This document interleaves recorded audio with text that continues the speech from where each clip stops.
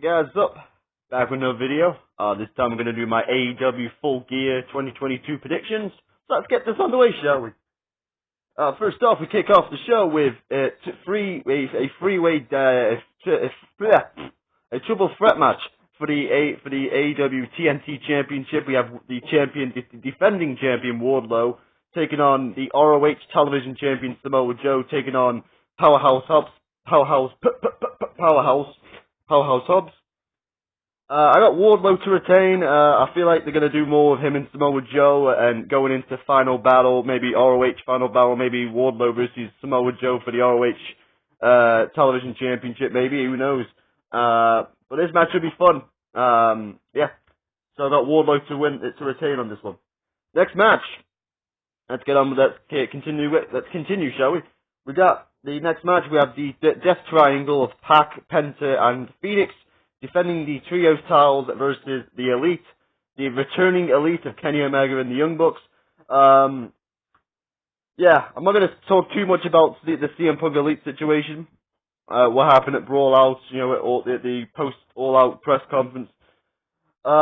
Just glad to see the Elite back, and hopefully we can move on from this disaster and we can leave it in the rearview mirror, and we can move on into bigger and better things.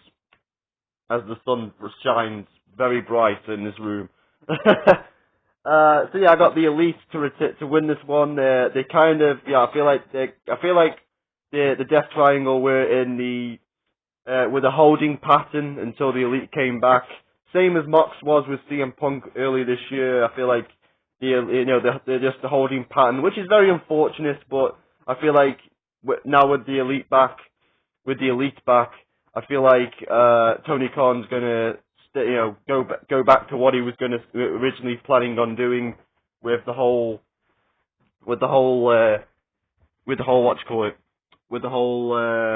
storyline that he had going with the Elite and the Trios titles. So I feel like he's gonna go back to that, and the Elite are gonna win here. Next match we have Jungle Jack Perry versus Luchasaurus in a steel cage match.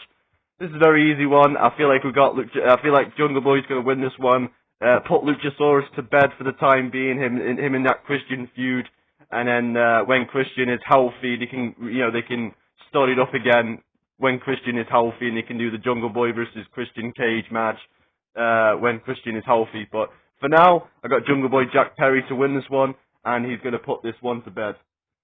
Next match, we have a very bizarre tag team match. We have Sting and Darby Allin taking on the Slap Nuts Jeff Jarrett and Jay Lethal.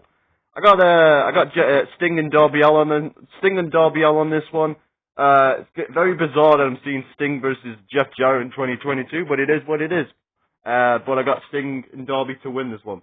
Next match, we have Saraya versus Dr. Britt Baker. This is Saraya's in-ring return, in-ring debut for AEW, and an in-ring return to wrestling after 5 years. She's not going to lose her in-ring return. So I got Saraya to win this one. Next match, we have the TBS Championship on the line as Jade Cargill takes on Nyla Rose. This one's going to be fine. I got Jade Cargill to win. No real problems there. Very easily convinced that Jade Cargill is going to retain here. Next match, we have the ROH World Championship on the line. We have Chris Jericho taking on Claudio Castagnoli versus Bryan Danielson versus Sammy Guevara for the ROH World Championship. This is very easy for me. I got Chris Jericho to retain. I feel like Jericho... Sorry, I need to sneeze. Nope. Okay, come back in. I feel like Jericho is going to hold the title until ROH gets television, whenever that may be.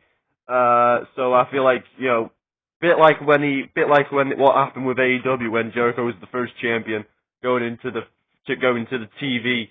So I feel like Chris Jericho is going to hold on to the ROH World Championship until the TV comes around, and then So I got Chris Jericho to retain on this one. Next match we have Jamie Hayter taking on Toni Storm for the Interim Women's Championship. I got Jamie Hayter on this one. Very surprising result. Very surprising. I just feel like, I feel like with Toni Storm, it all depends on what they're going to do with Thunder Rosa when she's able to come back. I feel like they need to get rid of this interim thing. So, I feel like pointing on Jamie Hayter is not a bad idea, and then Thunder Rosa can face her if she comes back, or blah, blah, blah, blah, whatever. It's my pick anyway. I'll pick Jamie Hayter. That's probably what I'm going to get wrong. Next match, we have Ricky Starks. Hold on. I'm getting a bit too ahead of myself there.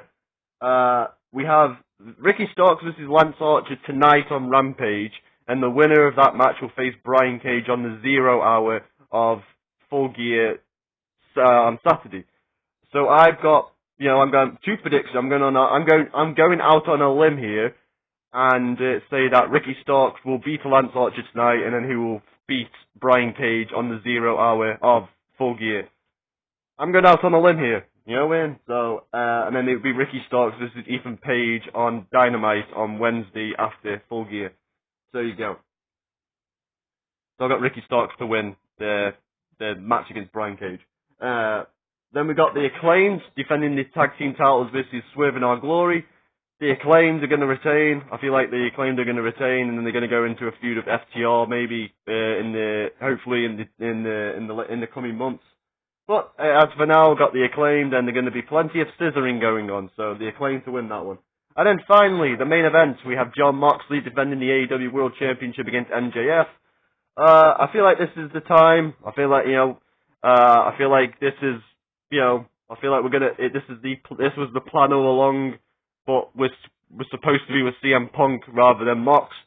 I feel like MJF's going to win this one, he's going to be tonight. I think Full Gear 2022 will be the night that MJF becomes the world champion. How we get there, I do not have a clue. Does MJF fully still become a heel and align with William Regal? Does William Regal turn on Mox? Does the firm align themselves with MJF? And it's all a ploy like Bully Ray in the Aces and Eights back in the day. Who knows? But for now, I'm going to go for I'm going to go for MJF to win this one.